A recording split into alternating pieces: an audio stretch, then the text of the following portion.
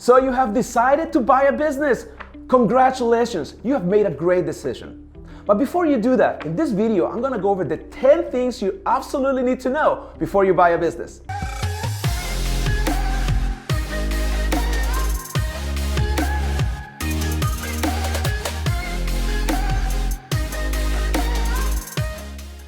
Hey everybody, welcome to my channel. I am your host, Leo Landaverde, business coach, CFO, and commercial loan broker, helping you increase your wealth by buying an already profitable business or franchise. If you are thinking about purchasing a business or increasing your market share by buying another business, then subscribe to my channel and don't forget to hit the bell. You'll be notified every Thursday when a new video comes out.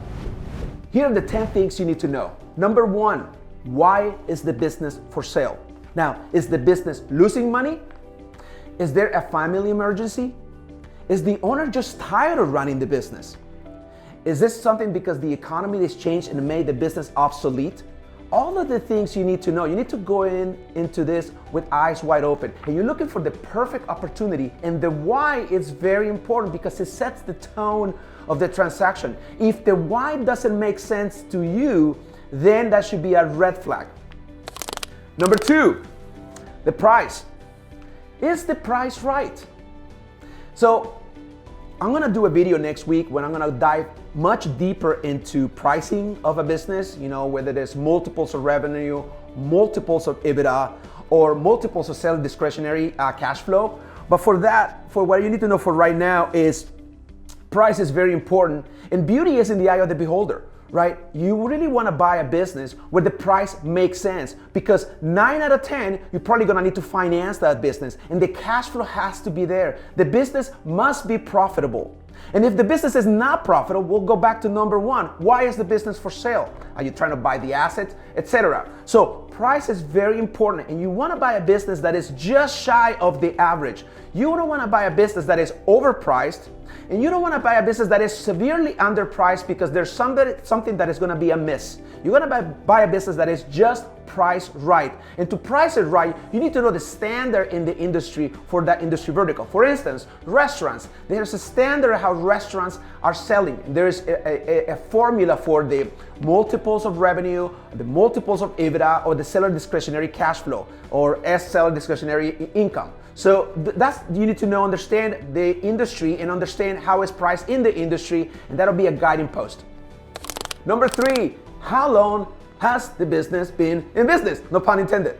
So the length of a business staying in the marketplace is very important. As you may already know, most businesses fail within the first 2 years. Actually, only 50% of all businesses stay around longer than 5 years, and many more go under. And so to find a business that has been around for 10 years tells you something about their ability to stay in the marketplace. So the length of time in business tells you how successful the business has been. And more importantly, if the branding is there. Now, if you're buying a franchise, you're buying on the strength of the brand, right? So if you're buying a McDonald's franchise or a Jack in the Box or Taco Bell, you're buying on the strength of the national brand. But if you're not buying a franchise, and if you're buying a privately held business in a local market, you need to understand the branding and how long it's been in business. Just without doing your due diligence will tell you a lot about whether the business has staying power. So if a business has been, the business you're looking at has been in business, has been around for at least 20 years, you know that there is brand recognition, you know there is brand loyalty, you know that customers keep coming back, and depending on the type of industry, that will give you an idea if you're buying something that is going to be around for the next 10 years. So you can actually get a return on your investment. Are you stuck and trying to figure out how to buy a business? I'd love to help you. I'm on a mission to help 10,000 people become business owners. Email me directly. My email address is right here. Number 4, and my all-time favorite, is financials, because this is what I do for a living as a CFO. I review financials just about every day for different companies. So financials is critical because it tells you the true picture of the business dollar for dollar. So when you're looking at the financials, the first thing you want to do is the business profitable? Right? And how are you going to know that? You're going to look at the history of the business, at least by looking at the last 3 years worth of tax returns. Now, you want to look at the business tax returns, and depending on the type of entity, whether this is an S Corp, C Corp, or LLC, you want to look at the tax returns. You want to look at how those tax returns jive against the internally generated financials. Now, what you're looking for is a trend of disclosure, making sure that that the business is reporting all their income, their sales and the expenses and their net income to the IRS, because the IRS is going to be what you're going to measure against. If the business is giving you financials that are different than what they're giving the IRS, you should be concerned. And you should understand how to read the balance sheet and how you read all the different ratios that go in the financials, which are whether they are the balance sheet or the income statement. And I love really picking apart an income statement and tell you whether the gross profit is right for the industry. Not all businesses are alike. Now, if a business is too profitable, then should you be concerned, right? If the business is definitely losing money, you should be concerned. So for instance, in the manufacturing world, you should be looking for at least 30% of gross profit, which means 70% cost of goods sold. So if a business has $1 million worth of sales, and they have $300,000 worth of gross profit and $200,000 worth of operating expense, it gives you $100,000 worth of net income. That would be par for certain types of manufacturing facilities, right? So is it over that? Why? Why is it doing better than the average competitor? If it's doing less than what it should be doing, so instead of 10% net income, it has 8%. Why? You want to know why, the why of everything. And the thing about financials is that they tell you a story. Now, if there is a trending upward, which means that every year over year, the sales have been increasing, that's a good thing for you. You're capturing a business that is going on the upside. But be careful not to pay too much money for the upside, right? Same with the expenses. Are the expenses trending the same, or are they going down? Is the net income staying the same, or is it going up? So things that you need to know, and we're going to talk about a lot more in upcoming videos. But for that, financials are super critical. Hey, if the content of my video is resonating with you, please hit the like button and comment. YouTube loves interaction, and it really helps me when you do that. Spread the word so we can reach more people together. Thank you so much for doing that. Number 5, deal structure. This is very important for many reasons, particularly on the legal side. Are you buying the stock if it is a corporation, of the membership if it is an LLC, or are you buying the assets of the business? I highly recommend you buy the assets, not the stock. And here's the reason why you want to buy the assets, not the stock if it is a corporation or the membership if it is an LLC. Because when you're buying stock or membership, you're actually buying the assets as well as the liabilities. What if the business is entangled or about to be entangled in a lawsuit, right? When you're buying that, you're buying potential liabilities of the business. Now, if you're doing a stock trade, right? If you're a company that is actually swapping stock and you're actually acquiring stock on the company that is buying you, that there may be reasons for that. But 90% of businesses, they can be bought by the assets. And what are those assets of a business? Well, you're looking at assets like cash, right? You're looking at the AR, right? Are you keeping the AR? Is the seller keeping the AR? Are you getting the AR? I've seen it both ways. I've seen it when sellers will keep the AR, and I've seen it when sellers actually tie the AR. And imagine if you have accounts receivable to the tune of $1 million and $500,000 of cash in the bank. Well, you're buying those assets, right? And are you buying the inventory? If it is manufacturing, if you're in the food business, you have all this inventory that is used, that is sitting on right now in refrigerators, ready to be deployed. So understand what you're buying, right? You're buying the assets of the business. You're not buying the liabilities of the business. So more on that later. Number 6, revenue concentration. This is important. So if you were to look at all of the customers of the business you're looking to acquire, and one customer controls 20% or more of the revenue, you should be concerned. And the reason for that is, unless this customer is tied to a multi-year agreement, they may go away. Think about it. If you're doing, again, $1 million worth of business and $200,000 worth of that revenue is coming from one customer, and you're actually making 20 cents on the dollar, and that customer goes away, you go from $1 million to $800,000, and your profit goes from $200,000 to zero. So it's customer concentration is very important, and that's something that I really chime in during the due diligence process, because you may not be able to be privy to all of that stuff during the actual letter of intent, only until you get to see the whole books. But revenue concentration, what I suggest is never have one customer control more than 20% of the revenue of the business you're looking to buy. Number 7, industry knowledge. Do you understand the industry vertical you want to get into? Because if you don't, there may be a huge learning curve for you. I like what Warren Buffett once said, I never invest in businesses I don't understand. So when you're looking at a business, if you're first time getting into business ownership, you really want to get into something that kind of plays to your strengths. Now, ideally, you're passionate about that industry. You have some skills that you can leverage. So if you're getting into a service level industry that requires a lot of sales ability and you don't have any sales ability, then you're gonna be really running, against the tide. You're gonna be swimming upstream. So industry knowledge is critical. Now, if you've been looking at an industry for a long time and you have some ancillary knowledge, somebody that actually works in the industry, or you're gonna partner up with somebody who has industry knowledge, that would be better. In the world of raising capital, investors really don't like to give any money to somebody who doesn't know anything about the industry. Why? Because how are you going to ensure the success of the capital invested if you don't know what you're doing?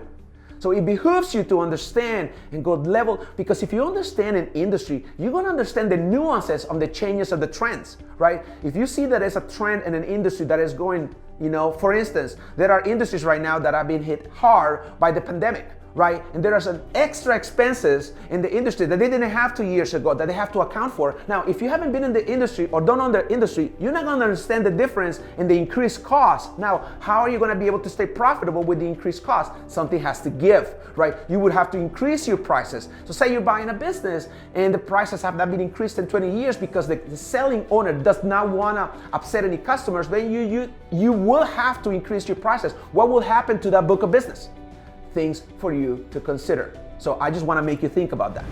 8, debt service coverage ratio. Now, if you've been watching my YouTube videos for a while, and if you've been following me for a while, you know that I constantly talk about debt service coverage ratio. The reason for that is because no matter what you do, at some point you're going to be faced with financing. Now, if you were to buy a business, assuming that you don't have 100% cash, you're going to have to finance some of it, right? In other videos, I'm going to talk about how to approach the seller to do seller financing, but this is going to be a traditional transaction in which you're going to have to get a loan to buy the business. Now, when you get a loan to buy a business, say you want to lean on a 7A, SBA 7A loan, or if there's commercial real estate involved, you want to use a 504 loan, either of those loans, you're going to have to put some equity. Now, the equity is going to be anywhere from 0 to 10%.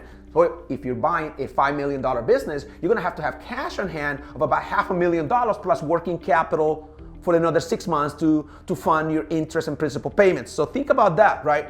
And what banks, particularly most banks, and the SBA would want you to be at least 1.25% debt service coverage ratio. What that means in layman's terms that if your debt service is $100,000, so $83.33 per month, right, worth of principal and interest, you have to have at least 25% more on an annualized basis of net income. So if your debt service is $100,000, you better know for sure that you have $125,000 worth of net income at the end of the year. Now, that's why it's very important that you understand how the business works and how much profit falls to the bottom line. And that actually, the bank is doing that to protect them, but to protect you. You never want to buy a business where you're upside down very soon after. What's the point of buying a business if all of the net income is going to the debt service and you're not making any money? It's like buying yourself a job. You don't want to do that. You want to really buy a business that is priced right, that is so much money falling to the bottom line that you are able to fund the debt, and you actually may be able to pay it off sooner than later. That's the whole exercise. Understanding your debt service coverage ratio is critical when you're gonna get financing to buy a business. Number 9, litigation. Now, remember what I said in point number 5 on the deal structure, that I highly recommend that you do an asset purchase versus a stocks purchase? The reason for that is because number 9 is the litigation. Now, say you do a stock purchase and you realize later that there's pending litigation against the business. Now, it's attached to the business, so it must be resolved. Now, litigation is very important because it's gonna have a price. You're gonna have to set aside some money to defend yourselves. And you know what? In this day and age, in the US or anywhere, you cannot stop somebody from bringing legal action against you. And the cost to defend yourself, even if you're right, it's gonna cost you. So even if you win, you lose. Because to defend yourself and win means you have to pay an attorney, a law firm. You need to have a good law firm on your side if you're gonna be a business owner. You need to have a good CPA, a tax preparer, you need to have a good attorney, and a good finance person to kind of help you. So you need to have a good attorney to understand. So in the due diligence, you need to understand that there have been any judgments. Has there been any action? Now, is this type of business prone to litigation? Think about it, right? Now, there were a lot of businesses that were hit hard with ADA complaints. the American with Disabilities Act. So if you're buying a business that is retail and you know that going into it that it's going to have some ADA complaints and you don't address those, you better be sure that there's some legal action is going to be brought against you. So you need to understand how litigation works in the business world and how litigation works in that specific industry you're buying into. So the industry knowledge kind of ties into what I said. So you need to understand if there has been any litigation or will there be any litigation in the near future. Number 10, non-competes. Very important. If you're looking to buy a business, you do not want the former owner of the business to be competing against you. And that could be stopped. That could be mitigated if you actually have a non-compete agreement with the seller, meaning that they will not compete with you directly, going toe-to-toe in the marketplace for the same business for anywhere from 3 to 5 years. I recommend the longer the better. Why? Because if the business has been around for 20 years and the seller did very, very well, clearly there's loyalty, and if the business owner was very involved in the running the day-to-day of the business, the customers know the seller. So imagine if you were to let the seller own a bit, operate another business similar to the one you just bought, a mile away, what do you think is going to happen to those customers you don't really know yet, right? If you don't have the time to develop that relationship with those customers, then they're going to go to the competing seller. So in order to stop that, you need to have a non-compete agreement that needs to be put together as part of the closing package with an attorney. I know I said 10, but I have 2 more. I couldn't resist, but I think you need to know this. So we're going to call them bonus number 1 and bonus number 2. Bonus number 1 is going to be employees. Now, how will you deal with attrition as the new owner of the business? Say you have 10 employees and 2 of them were critical to the business. One was a sales rep that doesn't know you yet, but you want to build some sort of trust because you don't want those key employees to walk out the door when the business is sold. So there are ways to mitigate against that, but you need to know who the key employees are, and you need to know how everybody performs in the business, because your employees could be your biggest asset or your largest liabilities. Remember, happy employees will produce more for you, and happy employees may sue you. So you need to understand employees are key to this. Now, I really would like you to think in terms of their assets, and you want to make sure that those assets are great and they're going to be able to help you generate more business, and in turn they're going to be happy and they're going to make money, and they're going to make money for you. Number 12, bonus number 2, how involved is the owner in the business? Now this is key. Now the holy grail of all businesses is to buy passive income, right? Imagine, if you will, a business that is producing $1 million a year worth of cash flow, and the owner only shows up nothing but 4 times a year. Once a quarter, he goes into the business, takes all the cash of the business, puts it in the bank, and I'll see you later, I'll come back in 3 months. Wouldn't that be a great business to own? Now, if you find about business like that, let me know, because I may be interested. The truth is that there will be some type of involvement from the owner in the business. Now, how involved is for you to find out through the due diligence process. Now, you obviously we're going to have to replace the owner in some capacity. Either you're going to step into the role of the general manager, whatever the role the seller had, or you're going to be able to replace that with somebody else you're going to hire at a lesser price, depending on how much the owner was getting paid. But if you want to gauge if the business being sold for burnout. Remember when I talked, why is the business being sold? Number 1, why is the business being sold? Is that because the owner is actually working 80 hours a week, is about to drop dead of a heart attack, he can't handle it anymore? So you understand how those work. You need to understand how involved the owner is, and the less involved and the more profitable will always be better for you. Thank you so much for letting me share today. I hope it was helpful to you. For a limited time, I am giving away 2 of my biggest resources, my Advanced Growth Plan template, as well as my Financial Projections Workbook. These 2 documents together have helped hundreds of business owners predict and achieve financial success in their business. Go ahead and click on the link below. They are my gift to you.